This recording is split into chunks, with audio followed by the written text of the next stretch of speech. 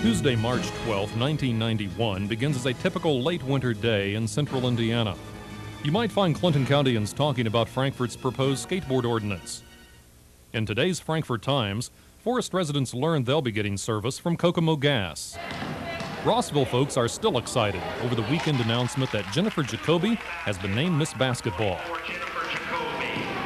Bob Knight is certainly a topic at most corner coffee shops. He exchanged heated words with Illinois' Lou Henson after the Hoosiers defeated the Illini that weekend. We're all anxious to see our soldiers who will soon be returning home from Operation Desert Storm. The yellow ribbons are still hugging the neighborhood trees. Even the local weather forecast was routine for March. Central Indiana weather, afternoon periods of rain, possibly mixed with snow, easterly winds of 15 to 25 miles an hour, temperature remaining in the low to middle 30s. Tonight, rain possibly mixed with snow and breezy, the low 32. Actually, a mixture of rain, snow, and ice fell throughout the evening. Lights begin to blink around the county as everyone goes about their business. But as the day wears on, quite a few of us lose our electricity. So we already know we'll wake up to a tough day, with icy roads and hazardous conditions. But no one knew just how tough. We didn't have a clue that this was the beginning of 2 weeks we'd remember for the rest of our lives. 2 weeks we'd be telling our children and our children's children about. As the night wears on, the ice coats trees and power lines all over central Indiana. The eerie sounds of falling limbs interrupt an uneasy night's sleep. And then there's the constant rhythmic noise of the rain and ice beating against the roof and windows. But as long as the 3 transmission lines that provide electricity to the city from PSI Energy hold together, we'll still have power available. But by 2:32 a.m., the unthinkable happens. While we slept, the incredible weight of the ice brought down all 3 transmission lines. No one knew that this unprecedented event would plunge the city into a permanent darkness that would last for more than a week, and in some cases, 2 weeks. With the daylight comes a stark reality that this is not just another storm.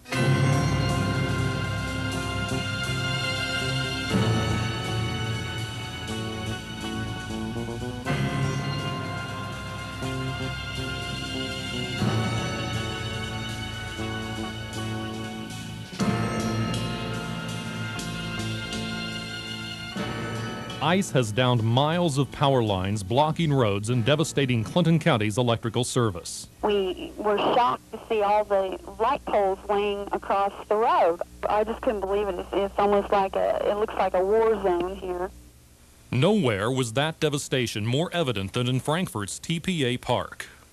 Pretty soon the branches just started breaking, and then you would watch this tree, this great big tremendous tree, just fall on the ground, and then not too long after that, another one would fall, and it was just like dominoes. It was just incredible, and you'd wonder when the next one was going to fall. And when you hear the thud, it just made you jump, just to see these great big trees just fall to the ground.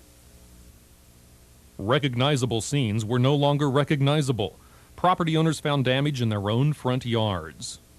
Trees which once majestically reached for the sky now drooped to the ground in a surrealistic winter wonderland. Williams Road in Frankfort was a corridor of destruction. The narrow city streets of the older neighborhoods, like South Street here, are nearly impassable. All of the county school superintendents canceled school, including Frankfort's Dr. Joe Dixon. The community schools of Frankfort will be closed for tomorrow. Our feeling is that even if power is reopened, that there are enough downed power lines that would be unsafe for us to try to hold schools. So schools will be closed on Friday of this week. The damage seemed to be worst in Frankfort, but no county town was spared. Mulberry residents found similar problems. More than 100,000 PSI Energy customers throughout central Indiana are without power. The storm affects a 2,500 square mile area in this north-central portion of the state, and Frankfort and Clinton County are among those areas that are the hardest hit. City Light and Power Superintendent Tom Donahoe tells anxious customers in Frankfort that it could take a couple of days to restore power. But the damage assessment isn't over. The 3 power lines feeding Frankfort are devastated. Hundreds of poles are snapped off, and PSI estimates the damage at $15 million. One 28-mile, 230 kilovolt line from New London to Frankfort is strewn across Interstate 65. Traffic has to be routed off at State Road 28 and then back onto the interstate.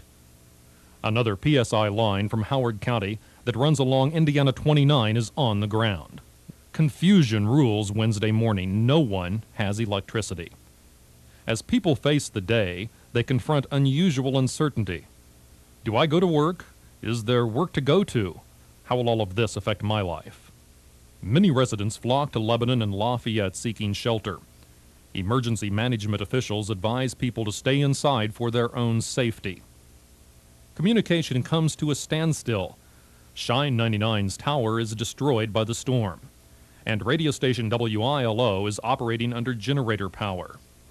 We're back on AM 1570 WILO Frankfort at the transmitter site.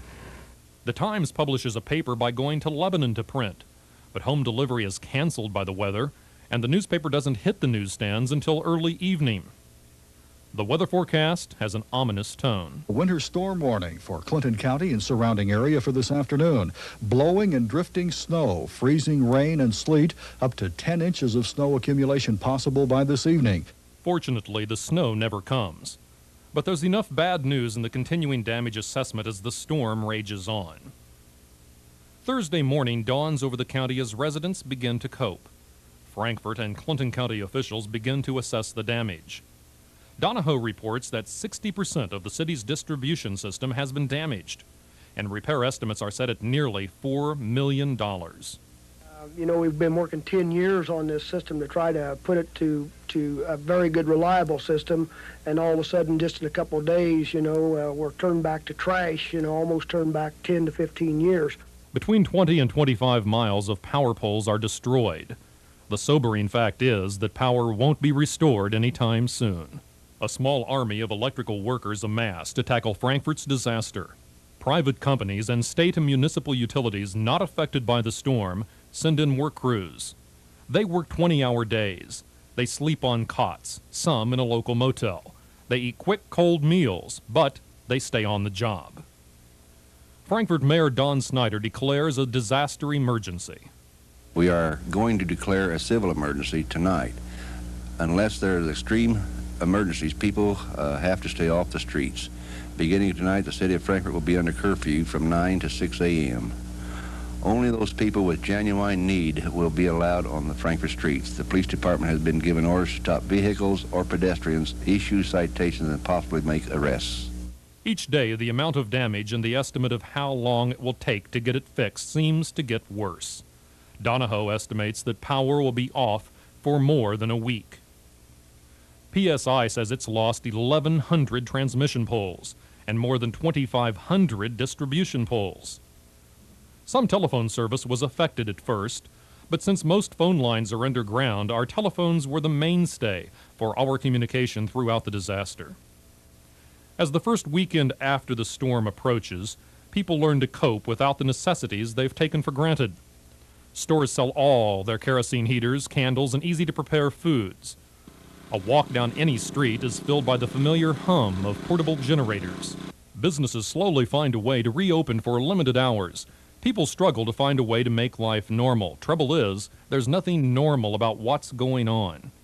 Local emergency management officials like Mike Timmons, the head of Civil Defense, coordinate efforts with the state for disaster aid. As a new week begins, repair crews are making progress, but thousands of people are still without power.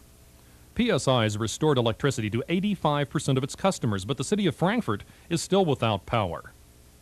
The utility is working on lines in a 13-mile stretch along State Road 29 near Flora, Deer Creek, and Kirkland. A small army of utility and contractor employees work around the clock to rebuild the downed line. The total PSI workforce repairing lines throughout central Indiana has reached more than 1,000 men and women. Indiana Governor Evan Bayh declares this a disaster area, making us eligible for federal help. Obviously, we'll act upon that just as quickly as we can. On Tuesday, the governor makes a whirlwind visit to Frankfort for a first-hand look. He assures us that the state will do everything it can to help restore power and get life back to normal. During his visit, the governor tours Donaldson Industries, the Clinton County Hospital, Wesley Manor, and various parts of the city.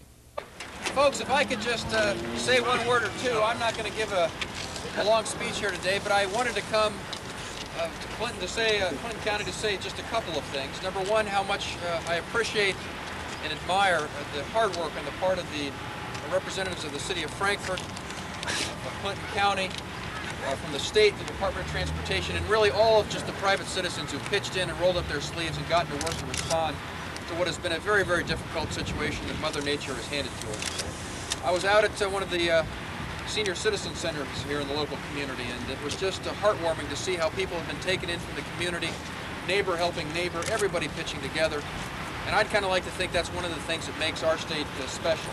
Meanwhile, on the day of the governor's visit, PSI's massive effort to rebuild its devastated power line system pays off even sooner than expected.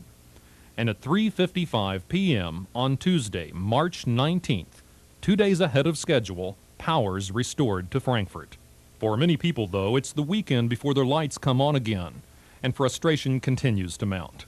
It was almost anticlimactic when electricity was finally restored. Our lifestyles already had been altered drastically, and we'd all learned how to cope. And then it was over. We all came through the biggest natural disaster to ever hit our county. Tom Donahoe, Mike Timmons, the names of the ice storm were many. But the real heroes were each one of us. We pulled together and found a new sense of community during this shared crisis. We all forged our own little piece of history as we found a way to survive the ice storm of 1991.